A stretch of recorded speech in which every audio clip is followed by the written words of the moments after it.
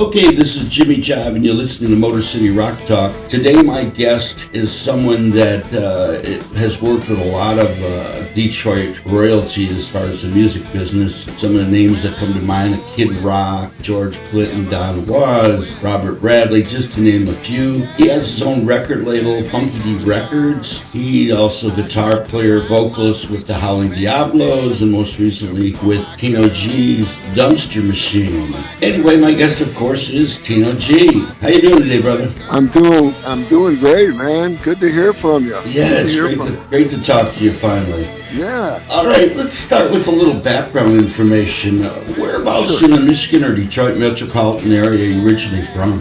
Well, I grew up in Detroit, northwest Detroit, right off the fabled 8 Mile Road, which is world renowned from the Eminem movie, but that's the borderline, the city limits right there. So I went up to all Detroit public schools, and my family has a deep Detroit history too. My father, was a lifelong Detroiter, and he lived down in the Oakland Avenue area.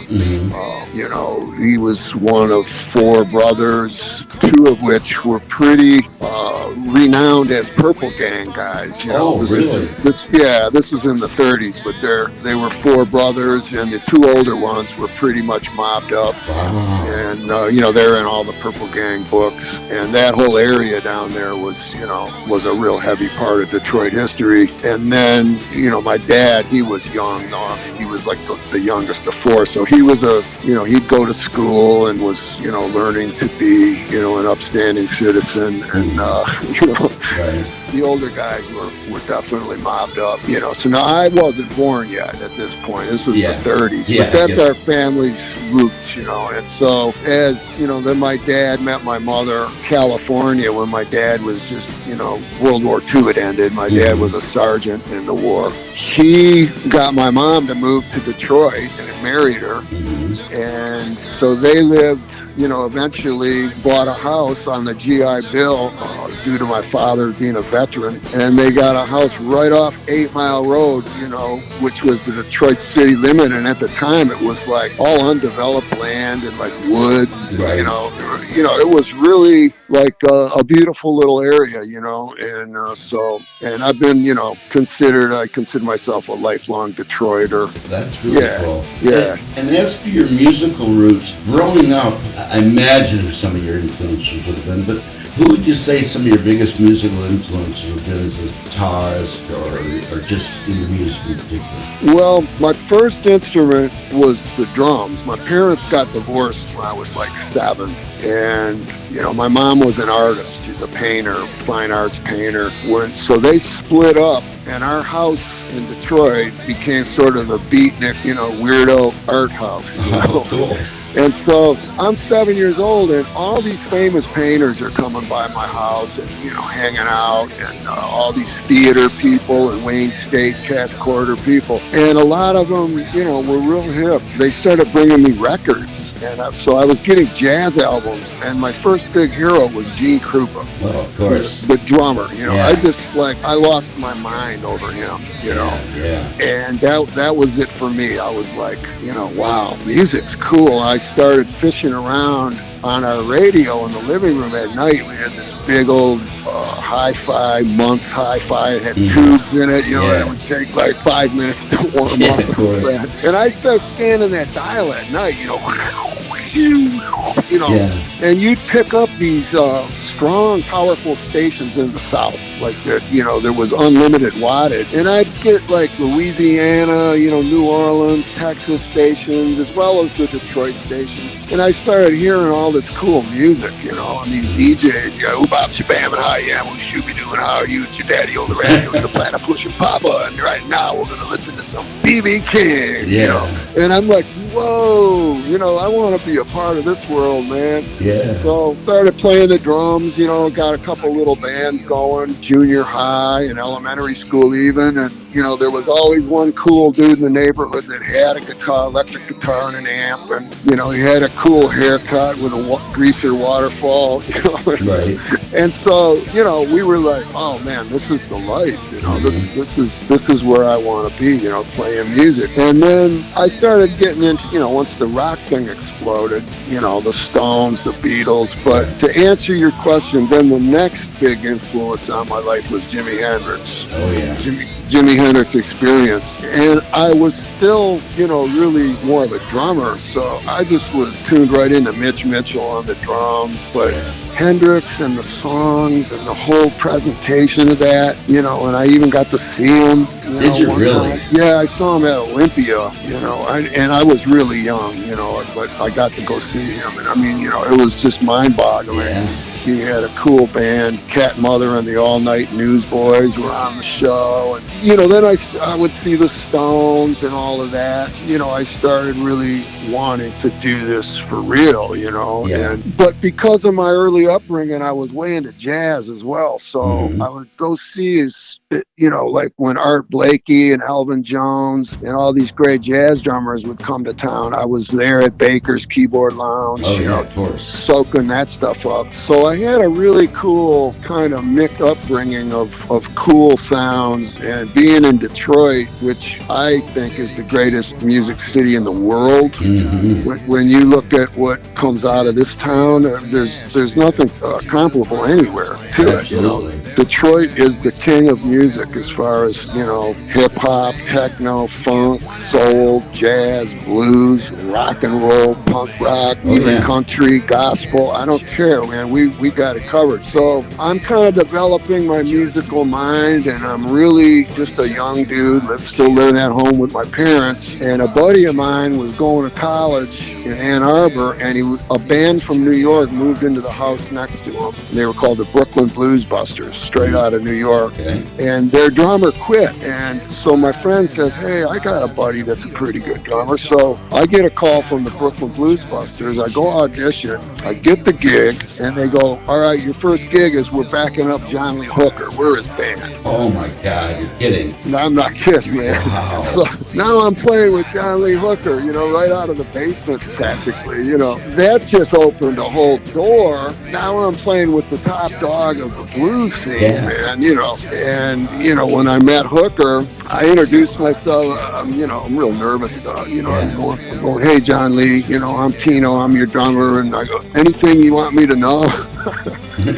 And he looks at me, he goes, man, don't worry about nothing, just watch my foot. And I was thinking, I go, that's like the greatest advice I ever got, because he just stomp off, you know, count with his foot, his big, you know, platform shoes, snakeskin boots, you know, going to the boogie stuff that he had created, which, you know, he was the guy that started that, man. There'd be no ZZ Top, there'd be no George Thorogood, there'd be no Johnny Winters, none of this stuff without John Lee Hooker. Absolutely. You know, so working with Hooker, then, like, every blues guy in Detroit wanted to hire me after that. You know, it was like the phones just ringing all day to, you know, come play with Bobo Jenkins, come play with Eddie Burns, you know, come play with Dr. Ross, come play with Willie D. Warren, come play with Baby Boy Warren. You know, it was like, wow, this is the blues drummer you want, you know? Yeah. So I started doing all those gigs, you know, and then traveling and getting on a lot of blues albums and playing with, you know, Big Walter Horton and Johnny Shines and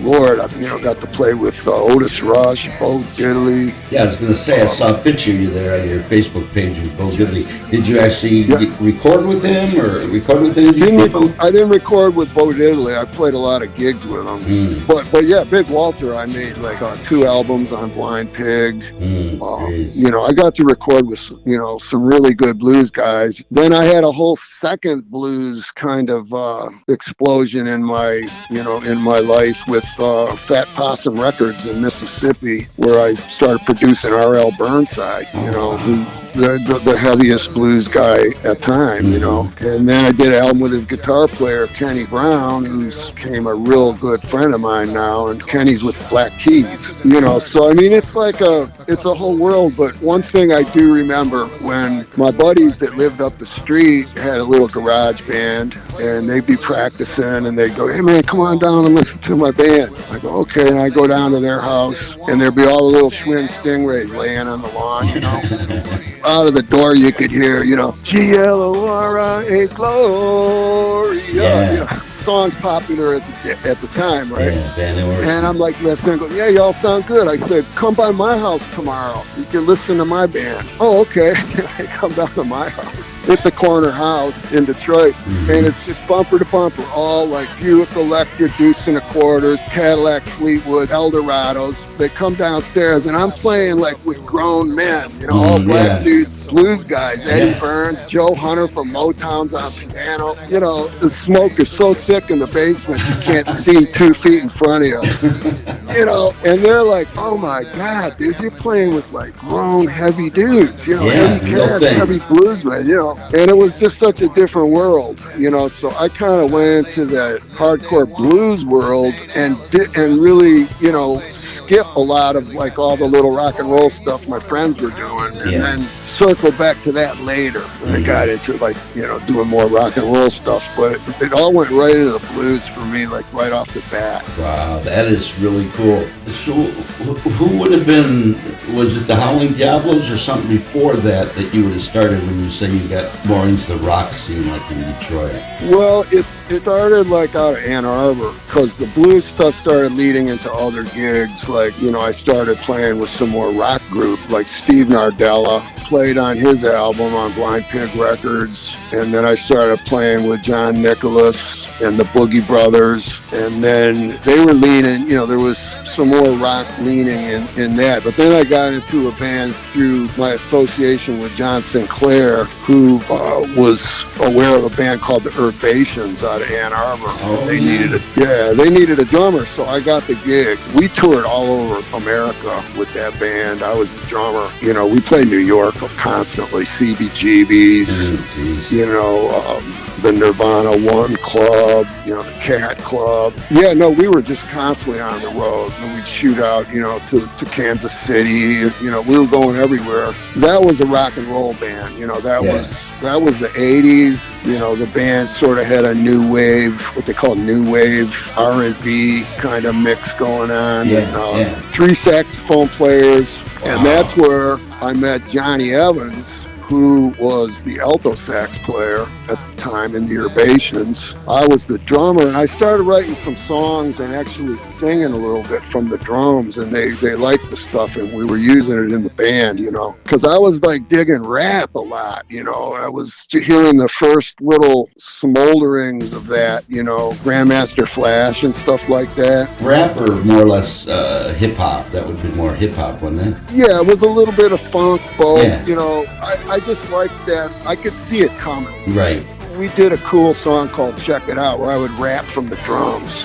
You know, I did it, you know, my song was about the Young Boys Incorporated. It was spot on, man. It was, cool. You know, way ahead of its time. You know, I'm talking about young rebels without a cause, just running wild and breaking laws. Little League, if they were bigger, but 10 years old, pull the trigger. You know, it was like that. And New York loved it, because they were like feeling that, you know. And so we played, you know, a lot of places in New York, and Sinclair was our manager, and everybody wanted to meet him. He was a legend, you know, John Sinclair, you know. So Wayne Kramer from the MC5 was living in New York at the time. He'd come out to our shows and jam with us, and so that was a cool band that bridged like the blues into the rock scene for me. And then and then after that I started meeting my heroes like Jimmy McCarty and Johnny B. As you were saying, you obviously played drums in all these groups. My producer mentioned that he thought at one time, possibly in the 80s, did you sit in and play drums with Mitch Ryder for a minute? I sat in, I never was in Mitch's band. He was like scouting me, I was told. Right. Robert Gillespie would call me, go, "Man, Mitch is like thinking about getting you on drums." It never really happened, but that really had me me, geeked up. I was Yeah. like, wow, wouldn't that be a cool gig to get? But then, like, I started playing guitar because I was more interested in songwriting than actually being a guitar player. Right. And so that's two different things, It's like, Elvis played guitar, but he wasn't a shredder. You know what I'm saying? It's like, Johnny Cash plays guitar, but he's not a shredder. So Right. I was more focused on that side of it, the Sure. three chords and the truth and the lyrics. So I started bashing out songs. And then when Johnny Evans from the Urbations and we got rolling and we got the Howlin' Diablos going, I had been writing songs. So we had like a bunch of original material to go do. It was like a lot of bands. I mean, at first, a lot of people didn't like it because we were in these blues rooms, which was those were the places where we knew the owners and we could get gigs. Right. But they don't want to hear original rock tunes and stuff like that. They really just want you to play the blues. Yeah, the standards, yeah. Yeah, but my writing was going in a whole nother direction. It was getting real funky. And that's when we found this dive bar in Berkeley called Bears, where we really found ourselves because none of the blues people were coming there, and it was just all these kids that were following the Grateful Dead and the Black Crowes around and P-Funk, and they found us and they went nuts. And then we started in the winter, and by summer there was a line out the door a block long every time we played there. You couldn't get in there. It was like ground zero, man. It was like a major music explosion. Fairly underground kind of then? I mean, other than Well, underground in that there was no money behind any of it. It was just us playing. It was strictly the music reaching the audience. And on the strength of that, the place was packed. We didn't spend a cent on PR. Wow, that's cool. You didn't have to. Yeah, and it was just, the place just blew up. Were you making a living at that time doing that specifically? Oh, yeah. I mean, at the time, too, everything was cheap. I mean, I bought a house in Royal Oak, and I mean, the note was like $400 a month. Yeah.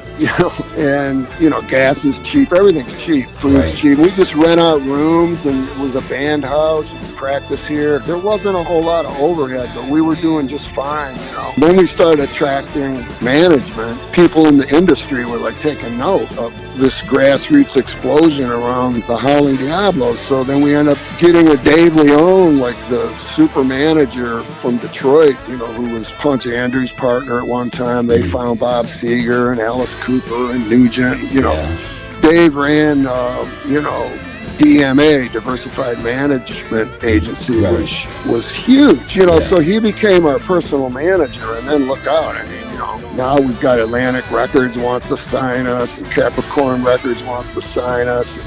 This little dude that I met, wandering around Royal Oak, named Bob Ritchie, would start coming to our shows with his little turntable and a little bin of albums, and ask if he could scratch between our sets. So we go, yeah, well, why don't you MC some of this stuff too with us? That he go, put your hands together, make some noise. Put a Howlin' Diablos. Yo, ain't no party like a Detroit party. And then he'd leave. That would be his job. So we kind of brought Kid Rock into a world he hadn't known before. He didn't know live rock and roll at all. Tino, I got a show at the Ritz this Sunday afternoon. I'm like, afternoon? Yeah, he used to spin the He goes, I play at 1 o'clock. Yeah. I'm what? He goes, yeah. I go, how do you do that? He goes, well, it's called an all-ages show. And the parents drop the kids off and pick them up, just like a movie matinee. I'm going, you got to be kidding me. Because, I came from nightclubs and blues guys. I'm like, what is an all-ages show? And so I went to his show. It's just all these little kids, like children, basically. 12 years old, listening to him rap. But he was trying to get with our crowd, which was, music goers and older people that, when I say older, people that could get into a bar, 21. Yeah. And so there was kind of a give and take where he rolled with us for years. And people were like, God, I remember that guy. He used to be on all your gigs. Him and I started writing songs together too as a growth of that, like Co-wrote Early Morning Stone Pimp with him. Really? Yeah, it's a Detroit thing. Yeah, I got co-writes with Bob on a bunch of stuff, and then that led to Uncle Cracker. I did way more writing with Cracker than anybody, and we wrote an actual single for Atlantic. It's called "She Moves Me Like a Memphis Soul Song," which is a really cool jam. We also did one called "Corner Bar." We did one called "Aces and Eights." It's a dead man's hand. That was a good one. So yeah, I mean the whole Detroit thing is like that, where I mean you just can go in so many directions, you know. A lot of opportunities. Now, did the Hollow Diablos ever get signed, or was all the stuff that you pretty much put out released independently? It was all independent, and there was just business hang-ups that got in the way of a lot of it. That it's just too boring to talk about. I get you. But the best thing that went national for us was we did an album for a live bump on the West Coast, great label. It's called Car Wash, and it was like kind of reflective of the stuff I was doing with R.L. Burnside, and it was like real gritty Detroit bluesy sounding.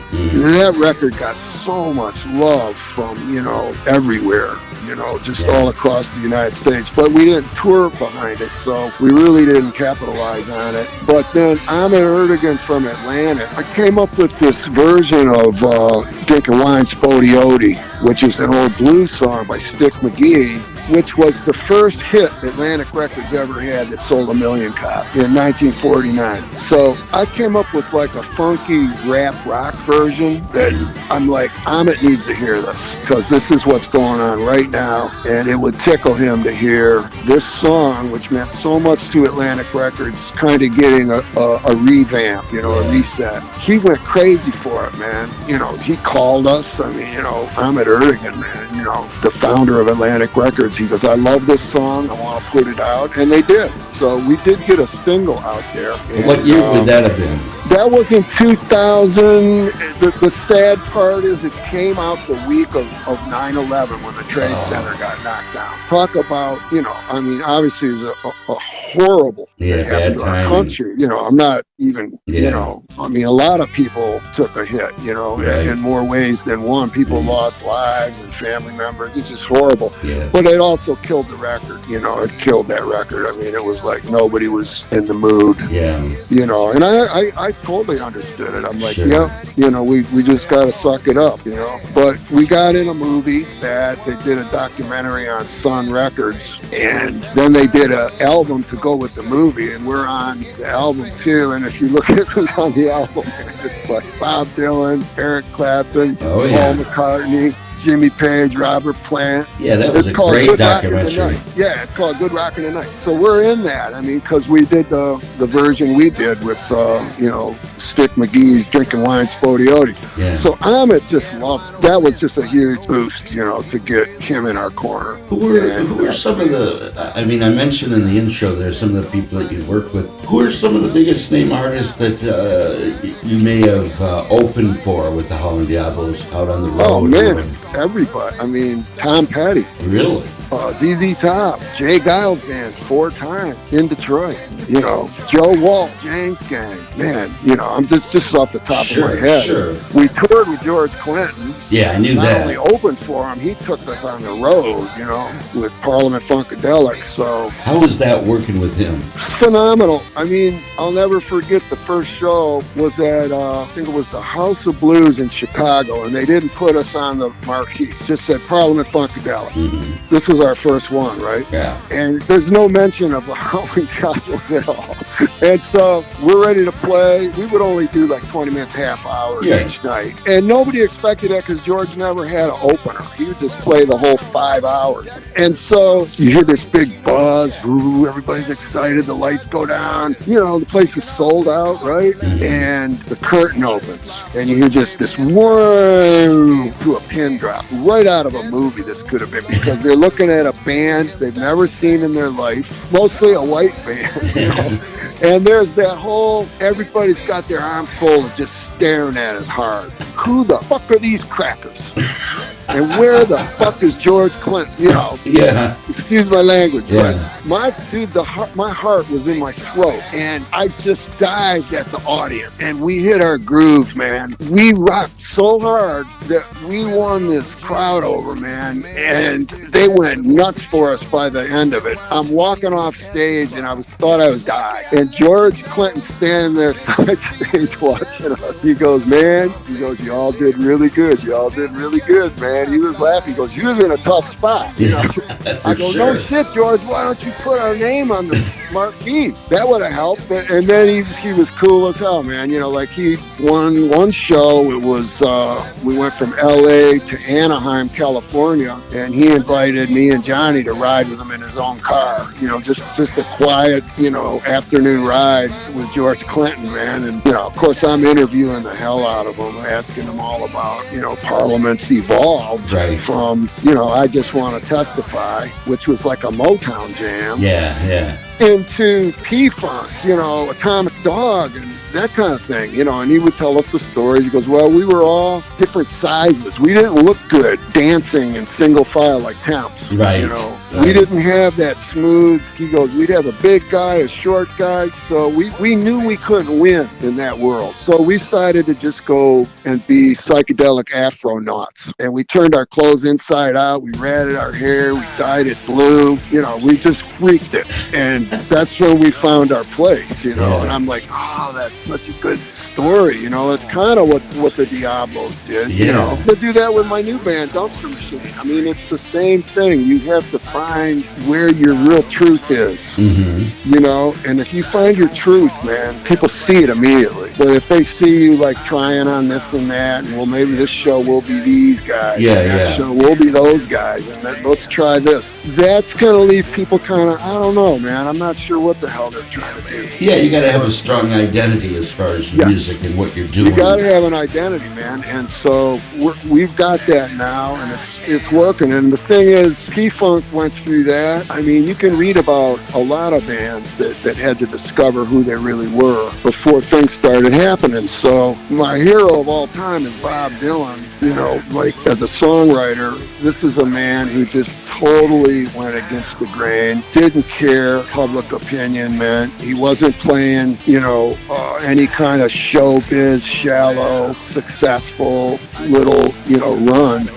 He was trying to write deep songs that would last eternity. And to do that, you got to know who you are. You have to have that sense of I'm comfortable in my own skin, you know? Yeah, and he had two different generational changes going from the folk scene into the electric scene, and then, you know, and obviously all the people he inspired as far as his lyrics and his music, you know, to this day, obviously, you know. Now, he's a guy I got away with, too. Oh, really? In his band? Yeah, well, it was at the Fox Theater back in around 91 or 92. I'm good friends with his bass player, Tony Gagne. Tony's still with him now. So Bob would always come to town in Detroit, and I'd go out and watch the show. And then I got to know the band, G.E. Smith and all those guys. Yeah. And they'd come to my house. Like if they were here for 3 days, they'd come over. We barbecue in the backyard, you know, I hang out. And they're like, Tino, where are the cool blues guys in Detroit? We want to see the real dudes, you know. Yeah. So I'd take them to these dive bars in, you know, Detroit and Hamtramck, and they would see the Butler Twins, Johnny Yard Dog Jones, you know, Uncle Jesse White, the real dudes, you know. And they go back to a hotel like the Townsend in Birmingham or whatever, and they go, yeah, man, we're walking in the door, and Bob was coming out right as we're walking in, and we're all laughing and slapping each other on the back, and he's like, where were you guys? Oh, we were with Tino. Oh my God, we had so much fun. We went to these dive blues joints, and so they would go, Bob wants to come with us next time you take us to the blues bars. And they'd be laughing. He's not going to do it, but he's saying, let me roll with you guys when you go out, you know, bar hopping. And I'm thinking, man, what would that be like? You know, roll into a bar with Bob Dylan, you know? And he goes, no, I'll just sit in the corner with my hoodie on and blow harp in the corner in a little chair. Yeah. I mean, he was serious. He was, you know, he wanted to hang. And so this kind of thing's going on. And then Bob's also, they're way into boxing. So they would call me and go, we're coming to Detroit. We need a gym. We want to spar and work out, you know, in the ring. So I'd hook that up for him. And another time it was like, he goes, we need a pedal steel guitar. It's a gift. Bob wants to give it to somebody. And we're coming to Detroit. I'd find him like a vintage Showbud steel, you know, up at Elderly Instruments or something. And anyway, so I was kind of doing things with those guys. And then I go to the show one night. I'm in the lobby at the Fox, and Bob's manager comes up. Tino, we're looking all over for you. Bob wants you to play tonight. I'm like, what? He goes, yeah, man, we got a guitar set up for you. So I actually got on stage with Dylan, and we did Dust My Broom by Elmore James. Jeez. And the place went nuts. I mean, people were dancing in the aisles. Yeah. It was just, you know, and he goes, when Bob looks at you, start soloing. He goes, when he looks back at you again, stop. That was all the direction I got, you know. But that's just kind of blues signals, you know, they're common. So I was like, okay, we just jammed this tune, man. He was singing his ass off, too. I was like really digging, man. You know, he was full of energy. You know, that's going to be a tough one to top on my bucket. I guess so. We just did a Tino G's Dumpster Machine album called GTO. Yeah. And that's a great album, by the way. Thank you, man. Really great. That's got Wayne Kramer's on there, Dave McMurray, a lot of great artists jumped in. And then I'm finishing up. There was a blues artist in Detroit who died. His name was James Cloyd, played the bass. He had been over here recording, and then he passed away, and I'm like, I gotta get this thing out too. You know, it's like a whole record of excellent material. So I'm tweaking on that. Is this label more or less vinyl releases, or are you doing vinyl and CDs? We've done vinyl and CDs, and it goes back and forth. Everyone, CDs are popular again. Oh no, vinyl's popular. Yeah. They're both gonna stay, you know. So you just gotta do what you can do and get the stuff out there. But it's more expensive though to do vinyl, isn't it? Yeah, and way more. But we did hook up last year with a national distributor through Sony. They go through the Orchard, which is owned through Sony. It's Burnside Distributors out of Portland, Oregon. So we have a way to get this stuff out now to a bigger audience, you know, which is a beautiful thing. Sure. Are you kind of surprised on the resurgence of vinyl coming back around? I mean, obviously growing up it was big, and you know, then you had 8-tracks and cassettes, and then CDs took it over, and now it seems like everything's streaming, you know, Spotify, Apple Music and whatnot. But that a lot of the kids are getting into vinyl. It's more fun. It does sound better. It's warmer. Absolutely. You know, if you have a decent system to play the stuff on, man, you know, it's a warmer sound. You know, you got an album to look at. I mean, that's what we grew up with. You could see the pictures, and you could read the liner notes, and it was so much more exciting than a download. Oh, I know. Downloads are boring. It was like a physical thing, man, and it just made you feel like you were a part of something instead of just another sucker that, you know, bought something and who cares, you know. It gave you something to look forward to also. You had the record release, it's coming out, you know, you're waiting for that record, you know, to have it in your hand and stuff. Where now it's like, you know, so much of it is instant gratification. You don't have to wait, you know, which is nice in a way. But like you said, having that physical copy is just, I mean, I've always loved vinyl. And I've recently got into reel-to-reel, because talk about a real warm sound.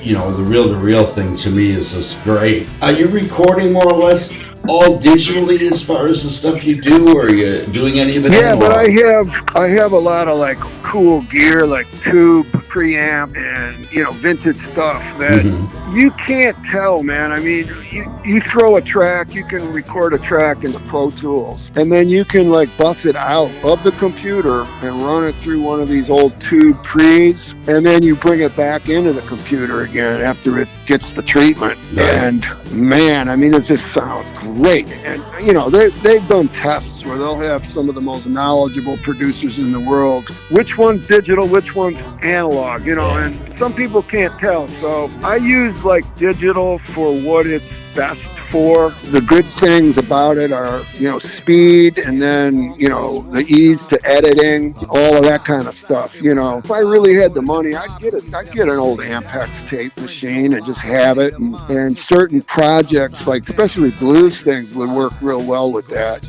Right now, what I'm working on is coming out fine, and everybody's digging it. So I'm happy with it. If it ain't broke, don't fix it. Yeah. Yeah.